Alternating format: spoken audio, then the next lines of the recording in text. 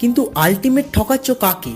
চিন্তা করে দেখো, তুমি পড়াশোনা করলে কার লাভ? তোমার বাবা মার, তোমার টিচারের, নাকি তোমার নিজের? স্কুল, কলেজ, ইউনিভার্সিটি সব মিলিয়ে পড়াশোনা করার জন্য তোমার হাতে কত বছর সময় থাকে? 15 কি 16 বছর। আর তার মধ্যে অলরেডি অর্ধেক কাটিয়েই ফেলেছো তুমি। এই বাকি কটা বছরও দেখতে দেখতে কেটে যাবে। তারপর হাজার চেষ্টা করেও তুমি স্কুলে ফিরতে পারবে না।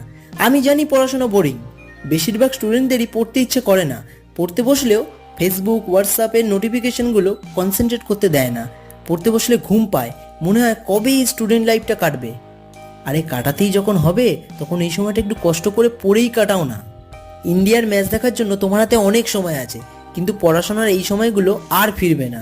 ফেসবুকে কারোর ডিপিতে লাইক বা কমেন্ট করে অথবা নিজের পছন্দের টিভি শো দেখে তুমি বিশেষ কিছু জ্ঞান অর্জন করতে পারবে না, বরং পড়াশোনা করে পারবে। পড়ার জন্য মোটিভেশন পাচ্ছ না?